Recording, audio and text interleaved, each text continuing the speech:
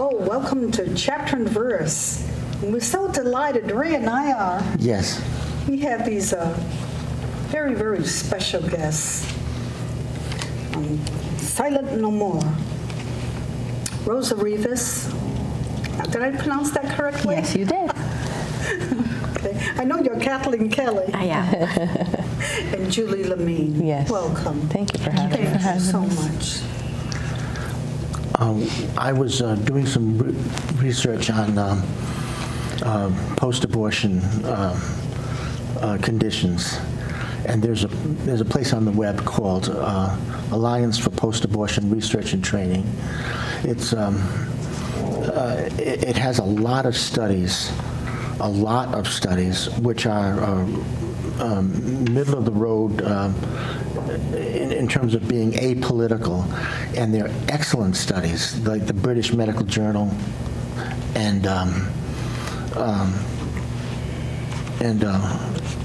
other such, the American Psychiatric Association, the American Psychological Association, which is a problem because they're really pro-choice of abortion, and their studies reflect that. But even they have noticed some difficulties in post-abortion sequelae. Some of the problems which have arisen for women and for men after an elective abortion. You've been doing some research too, Julie. Yeah, and I found that there is a tremendous amount of information out there that is just not being told to the public, the effects of abortion and what it does to men and women and families. And Silent No More is a group of men and women who, what we do is we tell our testimonies at the State House during legislature or at the March for Life or any place, a church, a school, any place they're willing to hear our testimonies to talk about the effects that abortion has had on our lives. And the one thing I did want to talk about is that it seems to come up in the news and, in the Democratic-Republican race that this is a women's issue Yes. and reproductive rights. And I don't even know what reproductive rights really means, to be honest with you, but we have reproductive capabilities. Yes. And abortion actually corrupts those reproductive capabilities in many women and causes physical harm, psychological harm. Sure. But also that affects then families. It affects the men in our lives. It affects the children that we have in the future in our lives if we're even able to do that. Some women are infertile after abortion, can never have children again. So it's really... Well, they're infertile after the abortion? Some of them? There's a syndrome called Asherman syndrome, which is caused by scarring in the uterine lining. And the scar tissue is caused by, the aggressive nature of the scraping within the uterus during a DNC or a DNX. Yes. Which could be elective abortion or, a miscarriage, that it causes the scarring tissue so that if a woman becomes pregnant, that embryo can no longer attach to the uterus because the scar tissue doesn't allow the embryo to do so. So it it's goes creating somewhere else. Infertility rates. And Right. sometimes it goes up towards the fallopian tubes and creates an ectopic pregnancy. Right, which can cause death Yes. in 2 in 1,000 women who have an ectopic pregnancy if it's not caught. It's very, very serious. We were talking earlier about the fact that the stats on abortion are what the abortionists themselves say they are. The death certificate, for example, is signed by the attending physician, who is the abortionist. And the cause of death is placed there by the abortionist. There's somewhat of a conflict of interest in that, because he's not going to say, well, she died of my own surgical misadventure, so sue me. You don't find many operators who do something like that. No. Yeah. Speaking of deaths, I did want to note one thing that I did find in my research that, because the feminist movement and the abortion movement, before it became legalized, they were promoting abortion to make it safe and rare. I remember Bill Clinton saying that. Safe and rare. And even Hillary Clinton was saying safe and rare up until just recently when, really the abortion industry was exposed and you had to go one way or the other because it really was exposed as what it was. So she has fully endorsed Planned Parenthood. But that the CDC the states do not have to report deaths to the CDC related to abortion. So I have an example here. In 1989 to 1992, they reported that there were no deaths in the state of Maryland. This is just one example of one state, that there were no deaths that were abortion-related. And yet there are 4 women I have here that died from abortion. One was a young 16-year-old, Erica Kai Richardson. She was admitted to an ER after she had a punctured uterus from an abortion earlier that day. And that was in Laurel, Maryland, and she died shortly afterward on midnight that evening. In a separate town in Suitland, Maryland, on July 12th of that year, Deborah Gray, 34 years old, went into cardiac arrest after being administered anesthesia without an anesthesiologist present. So she was being administered anesthesia from an untrained medical, or not even maybe a medical person. She was taken to the hospital and died 3 days later. That's becoming more common, by the way. They're having difficulties finding abortionists, so they want to give it to physician's assistants and other certified nurses' assistants, other people who haven't been trained. And the temptation there is to place those women into the hands of unqualified operators. So more abortionists are dropping out of this horror? It is hard to find them. They want medical students to do abortions now. Well, there are medical students here in Rhode Island that are doing abortions. They haven't finished their degrees yet, and we see them performing, walking into the clinics and performing abortions. Interesting. And one of the things that I wanted to talk about today is the prevalence and the increased use of what's known as the abortion pill, Oh, yes. which is RU-486. And RU-486 is intended to be a 3-step process.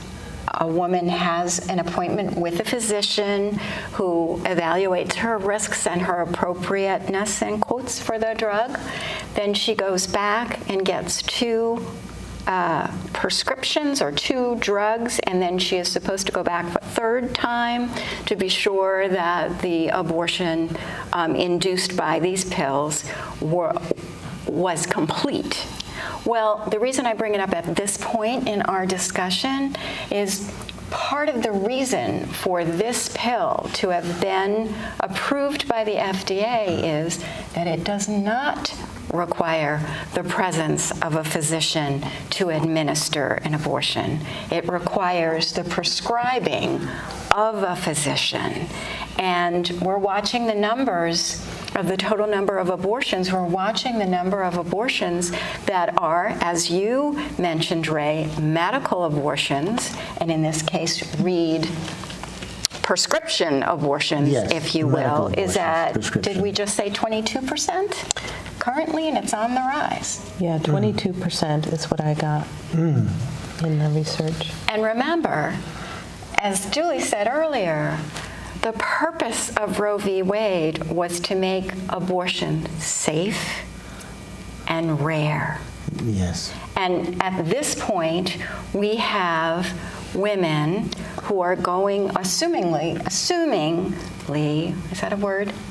Yes. Going home, prescription in hand, taking the 2 pills at home, waiting. And the waiting portion is that this drug cuts off the progesterone receptors.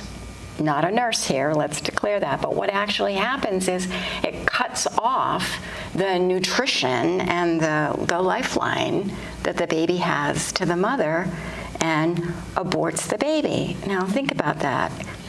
More than likely alone, taking medication she's never taken before. Most women who opt for an abortion haven't really received full full counseling in terms of the enormity of the decision that she's making. Well, they lie during counseling, don't they? Well, we know that the counseling that we individually received was, in my case, limited to sign here. Very inadequate, uninformed. I never received counseling, so I don't remember. I wouldn't have called it counseling. It was. Yes. So you're here today to have an abortion. Confirm my name, my date of birth. And what insurance do you have?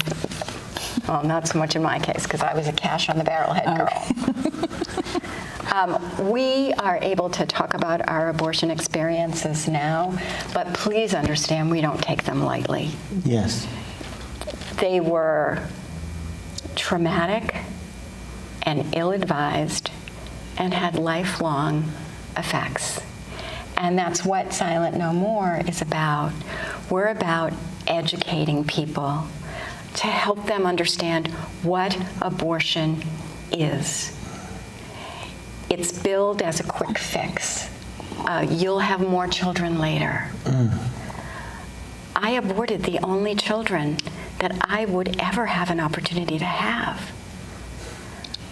I'm not sure I would have made the same decision then had I known that now. Yes. So, Silent No More, we talk about our experience Wonderful. with the clear intention of helping people to understand the effects today, tomorrow, in the future. We educate, we advocate for change, which is what Julie was talking about. We speak to any group or individual that will have us. And sometimes that's standing in front of an abortion clinic. Sometimes that's answering a phone. Sometimes that's testifying at the State House. Sometimes that's Rose's beautiful voice in Spanish. So pretty. Thank you. So speaking about Spanish, though, I was lucky enough to find people that voice their opinions and helped me realize the horrible thing I had done. But in the Spanish community, there's not many voices. So there's like a taboo. A lot of people are not educated or not informed that there is other options, that there is help out there that they can receive. So most of these young girls starting from school are not oriented.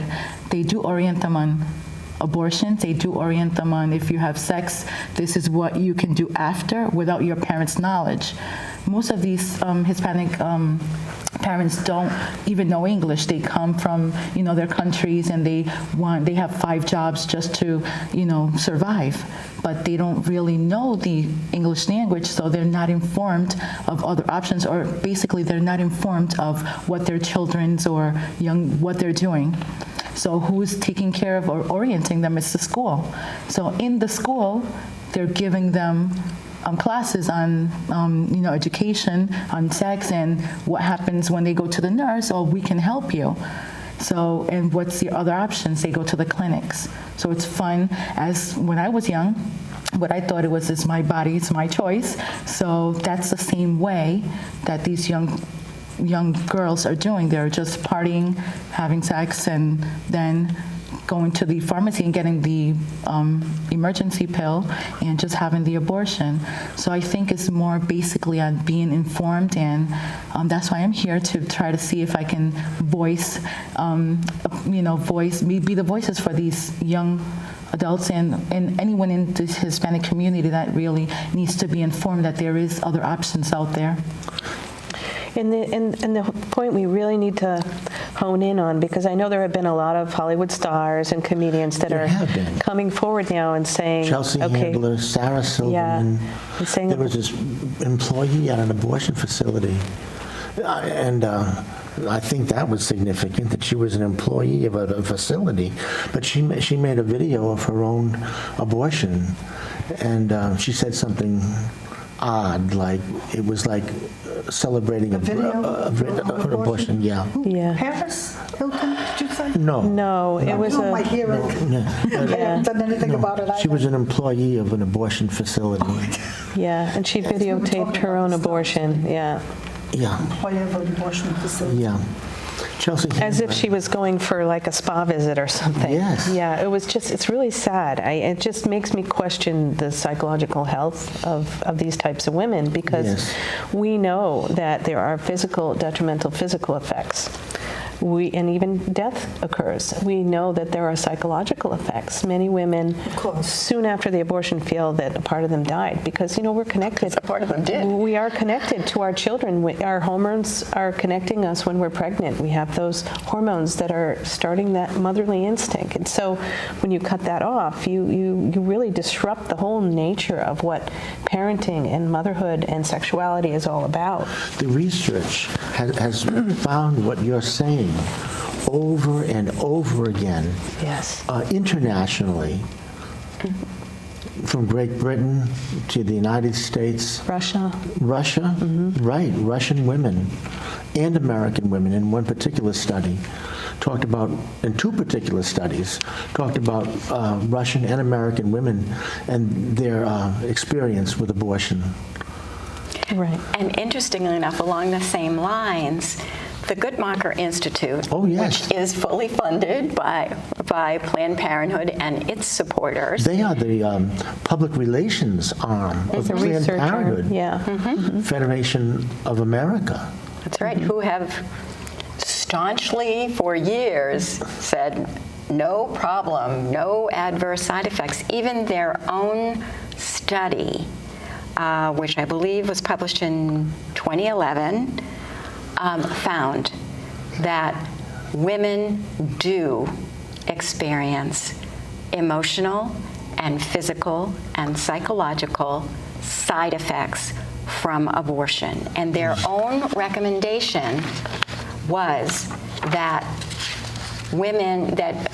your reaction to an abortion is very tightly connected to how you made your decision, whether you felt forced into it by someone else, whether it was your own decision, and, I love this one, how the woman was supported after she had her abortion. Yes. We talked about, at least in our experience, the limitations, shall we say, of pre-counseling.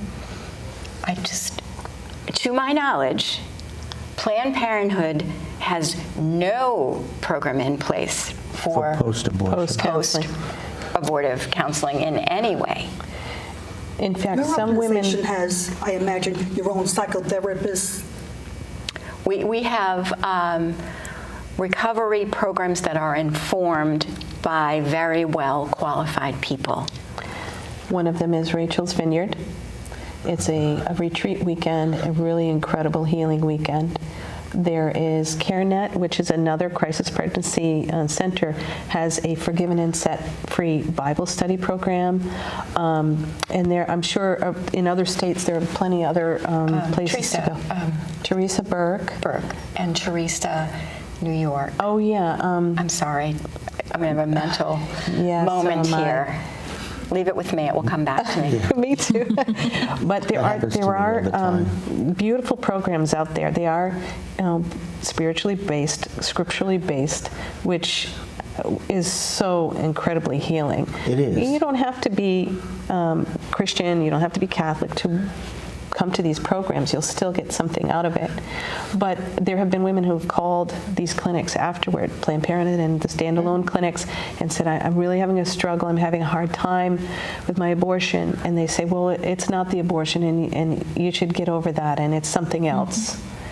And I've actually been turned away, like pushed away. Like, Yes. no, that can't happen. There is no such thing. You must have other problems in your life that are affecting you. Even the American Psychological Association Has ignored. has said that it's important to have post-abortion counseling, and they say pre-abortion counseling is also helpful. They said that. And the American what you just said, Psychological. American Psychological Association, for a very long time was very, very pro-abortion, and they have really begun to read their own studies and recognize that, I mean, think about it. Abortion is, no matter how you describe it, it's the end of a life. That doesn't come without an effect. It might be an effect of, I did it, I can't go back, I can't change that, I have to move forward. That's it. That's a response. But there's also the response of deep regret.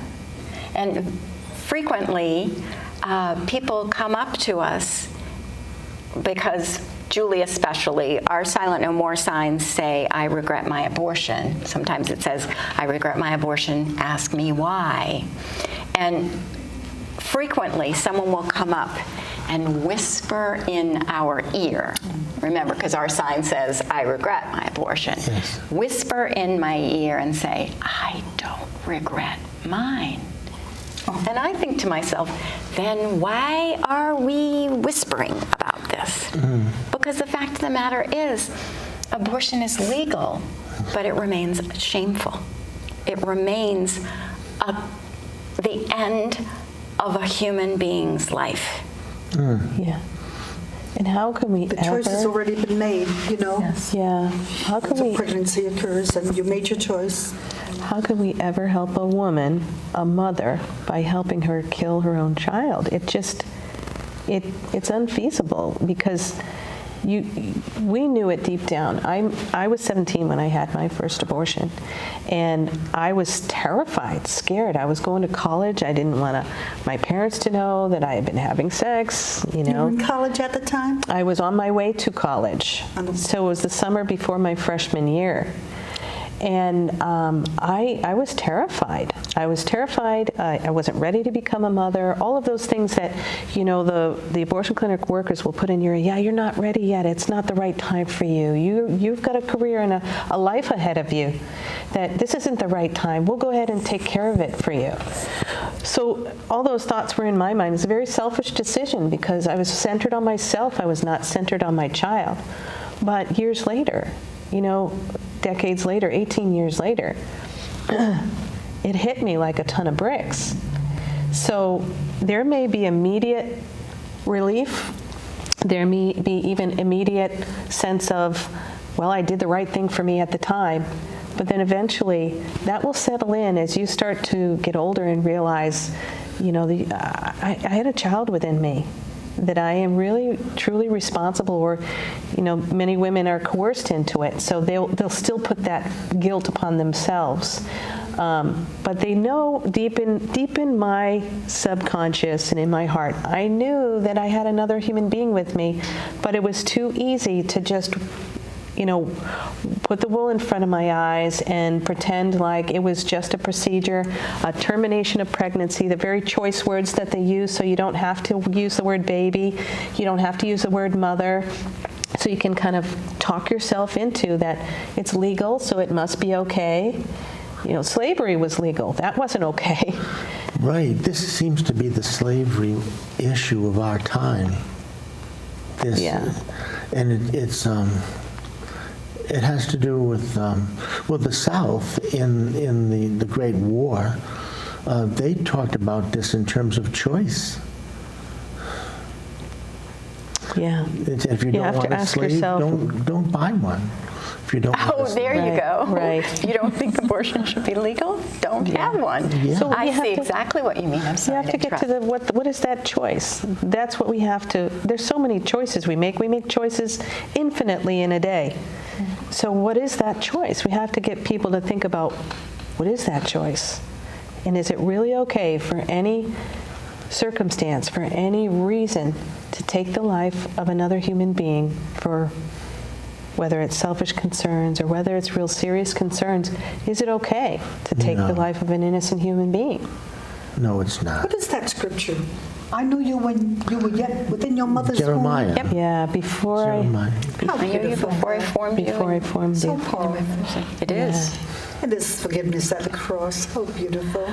Thank you, Jesus, for Calvary. Without him, Amen. where would we And if be? it- Paid for. If It's it so wasn't big for now. God's mercy, I don't think I'd be here. No, I wouldn't either. God's grace and God's mercy. Undeserving as we are, we get it because he loves us so much. You know, and everyone is a sinner, and so we have to realize even those grave and mortal sins, even those abortionists who are, you know, we think how horrific that is, they're performing these on a daily basis.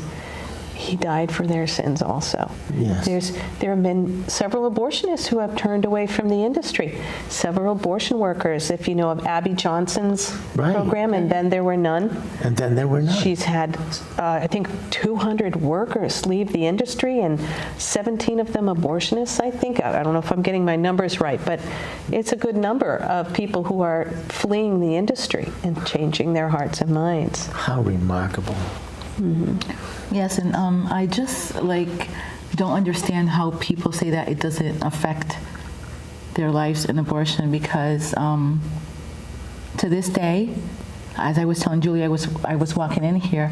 Right now, I would give anything to have children again, but my husband, he doesn't want any more children, and I find my age, I can't have any more anyways, but I would, if I could turn back time and have kids again, I would. And she did her abortion because of school, but the reason I did my abortions was because I'd rather use drugs and alcohol and didn't want to give that up, so I decided to sacrifice my 2 babies. And that's the reason why now I feel that I nourished to be a mom, that I know that I would be a good mom. And after my abortions, I just walked out the clinic and I pretended as nothing happened until I did the Rachel's Vineyard. And that hit me, how low and how what I did, it was horrible. So I felt dirty, I felt useless, I felt that how can God ever forgive me doing what I did, killing my own babies. But as we all say that, you know, it's all his love and his mercy. But I don't understand how these famous people say that, oh, they just do it because, and they don't care, that's nothing. If right now, honestly, I would give anything to have a baby. And sometimes I'm like, oh, I wish I was pregnant. And it's like something in your spirit, in your heart, that you want to, and you just daydream and you think of having a baby and, you know, begging your husband, oh, can we? And knowing that it's too late. And what I did, and then it hurts. So You have a child hunger. yes, because I know that the time that I spent drinking and using alcohol, now I know what it is to be a mother. Now I nourish that. Now I want, you know, to care for them. I feel that in my heart. So that's why I, you know, when I have my nephews and my nieces over, I pretend they're mine, so. But yes, it's hard, so I don't understand how people say it doesn't affect you emotionally, or because it does. Because to this day, this happened to me when I was like around 25, and so I was like I'm 42 now, I don't want to say my age, but yeah, a while back ago, and it's still like in your heart. It's not that painful because you know God forgave you and you know you're with God, but in the same time, you're like, you know, what I want some other kids. I want to be able to change diapers, to, you know, give bottles, but Yeah, abortion's not a forward-thinking decision, and it's a life-altering decision. It's permanent. They told us just a moment ago that we're coming to the end of our Okay. Time is first running short. program.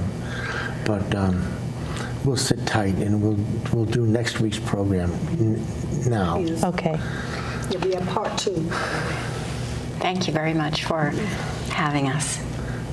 You're very kindly welcome.